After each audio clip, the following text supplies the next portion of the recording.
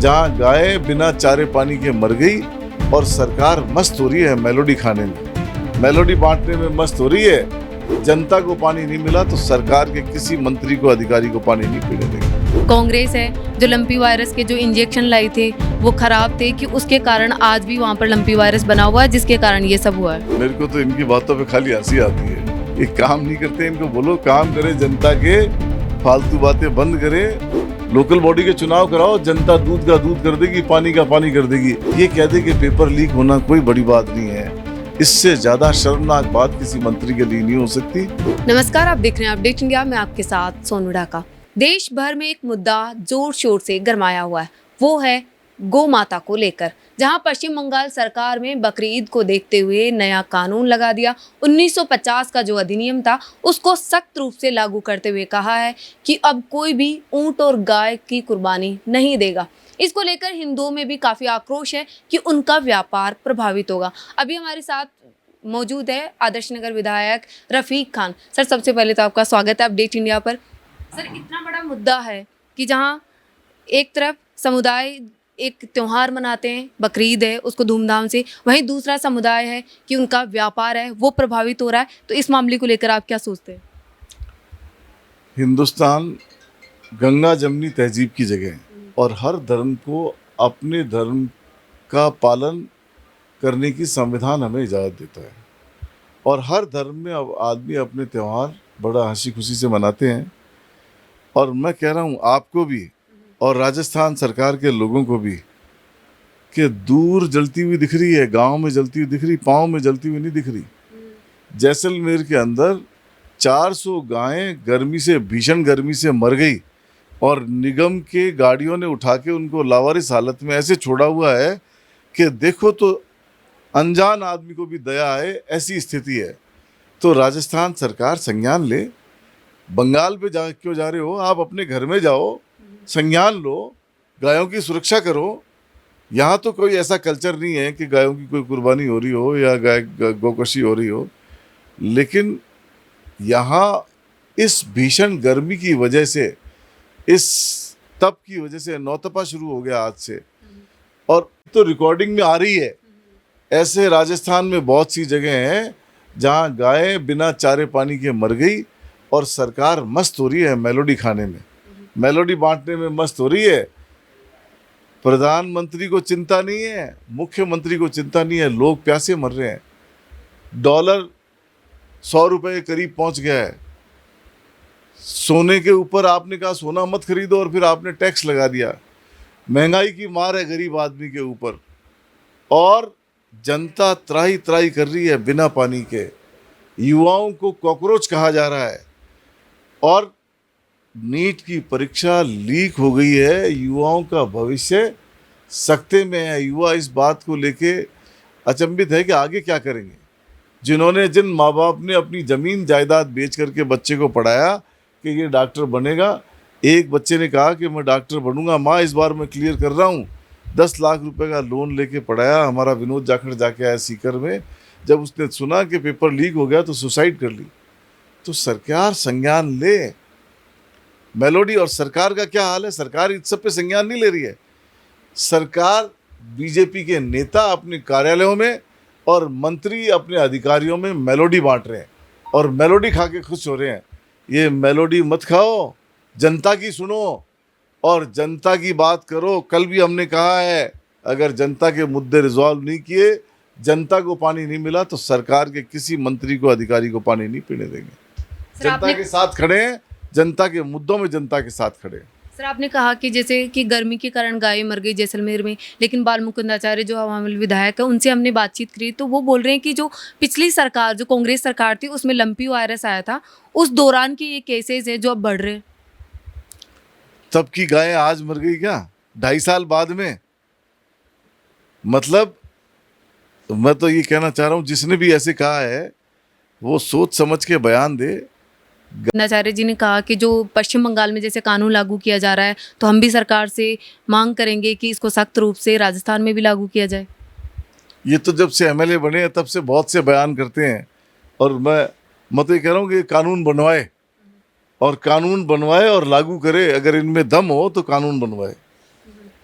उनका कहना है कि कांग्रेस है जो लंपी वायरस के जो इंजेक्शन लाई थे वो खराब थे, कि उसके कारण आज भी वहाँ पर लंपी वायरस बना हुआ है, जिसके कारण ये सब हुआ है। तो लंपी वायरस अगर फिर से आ गया है तो उसको ट्रीटमेंट दो भाई, उसका इलाज कराओ।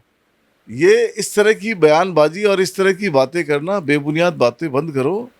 सरकार को बोलो, मंत्रियों को बोलो कि इस पे संज्ञान लेवे, नहीं तो हम संज्ञान लेंगे और हम सरकार को मजबूर करेंगे कि गायों की सुरक्षा तय करे, सुरक्षा निश्चित करे।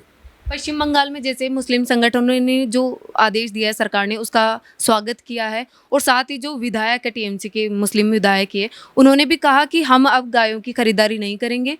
और तो इसको देखते हुए क्या राजस्थान में भी आप ऐसा कुछ करेंगे कि ठीक है, हिंदू जो विधायक है या हिंदू धर्म है वो गायों को बचाता है, जीव हत्या नहीं करता है, तो क्या यहाँ भी ऐसा कोई पहल होगी कि हम भी ठीक है कि गौ हत्या नहीं करेंगे, अब बचाएंगे? यहाँ का मुसलमान ऐसा नहीं है और यहाँ ऐसी कोई घटनाएं नहीं है, ऐसा कुछ होता नहीं है यहाँ पर। ये राजस्थान गंगा जमनी तहजीब की जगह है, यहाँ सब मिलजुल करके रहते हैं। आप कहाँ बंगाल में क्या हो रहा है उसकी बात राजस्थान में कर रहे हो? राजस्थान में कुछ नहीं है, सब भाईचारे से रहते हैं और कोई दूरी नहीं है, सब प्रेम है, सब आपस में मिलजुल करके त्यौहार मनाते हैं और यहाँ इस तरह की कोई घटनाएं नहीं। बाल मुकुंदाचार्य जी का तो आरोप है कि जो छिपकर जो गौ हत्या करते हैं, जो उनकी कुर्बानी देते हैं, तो उनके लिए जो ये कानून लाएंगे वो सख्त रूप से लागू करेंगे। मेरे को तो इनकी बातों पे खाली हंसी आती है। ये काम नहीं करते, इनको बोलो काम करे, जनता के फालतू बातें बंद करे, जनता के काम करे और ये सुनिश्चित करे सरकार आपकी है, सुनिश्चित करे किस पे ओढ़ दे रहे हैं, सुनिश्चित करे कि गायों की सुरक्षा तय हो।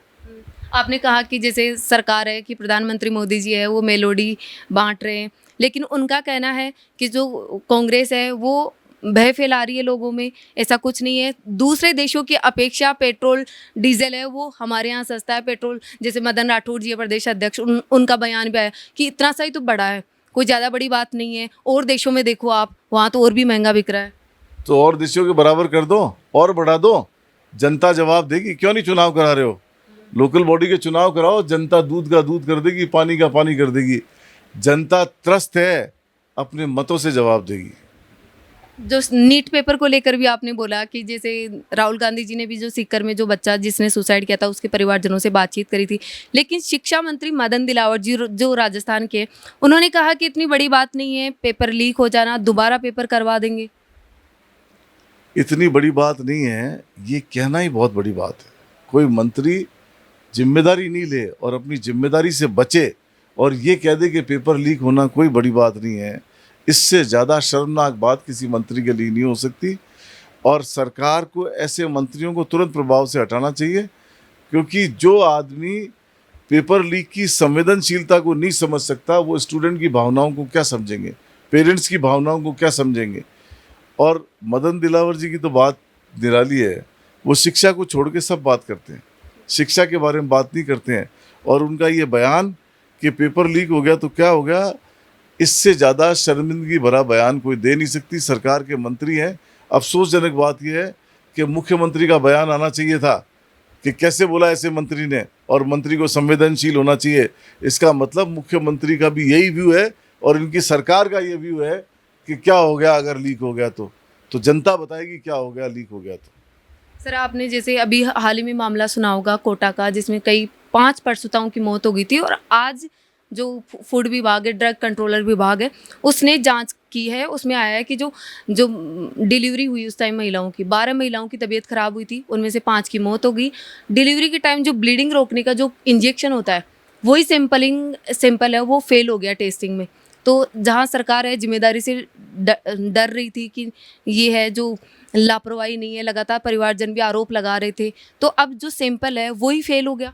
इसको लेकर कि गजेंद्र सिंह शेखावत है वो वहाँ खुद जाकर आए थे, अभी तक कोई एक्शन नहीं लिया। सरकार को संज्ञान लेना चाहिए था उस वक्त भी, और अब जब रिपोर्ट आ गई, जैसे आप बता रहे हो, मुझे तो रिपोर्ट का अंदाज़ा नहीं, लेकिन रिपोर्ट जिस तरह से आप बता रहे हो तो मंत्री को जवाबदेही तय करनी चाहिए। ये क्या है, ये सरकार ऐसे लोगों की और ऐसे मंत्रियों की है जो इनएक्सपीरियंस्ड है।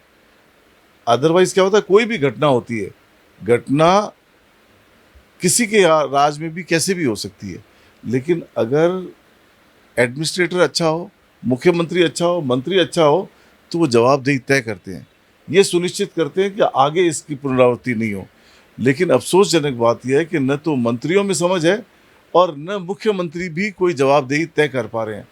तो यही कारण है कि राजस्थान का राज बिगड़ा हुआ है और यही कारण है कि ये चुनाव नहीं करा पा रहे हैं। इनको डर लग रहा है कि आज चुनाव हुए तो बीजेपी बुरी तरीके से हारेगी। कभी हाई कोर्ट जाते हैं, कभी सुप्रीम कोर्ट जाते हैं।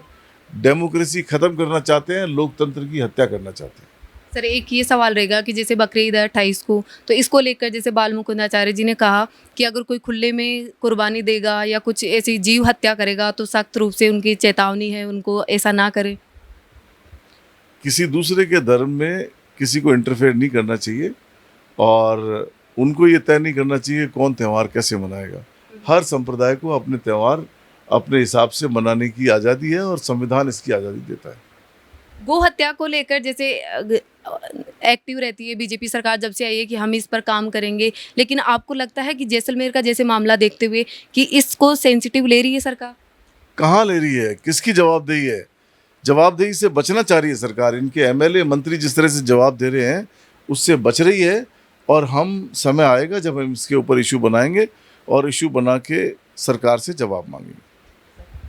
आपने देखा कि जो देश में जो बड़ा मुद्दा अभी बना हुआ है वो है गौ माता को लेकर कि हिंदू धर्म में जहां गौ माता माना जाता है, गायों की पूजा की जाती है, वहीं जो हत्या हो रही थी या कहें कि जो एक धर्म में कुर्बानी दी जाती है उसको लेकर पश्चिम बंगाल सरकार ने जो एक्शन लिया है, जो फैसला लिया है, उस पर लगातार चर्चा बनी हुई है। वहीं हिंदू धर्म है वो खुद उसके अगेंस्ट में आ रहे हैं कि आखिर अगर बिक्री रुक जाएगी तो हमारा व्यापार खराब होगा। इसको लेकर सरकार क्या फैसला लेती है ये तो आने वाला टाइम बताएगा। ऐसी तमाम खबरों के लिए देखते रहिए अपडेट इंडिया। मैं आपके साथ सोनू ढाका, मेरे सहयोगी जावेद के साथ, जयपुर।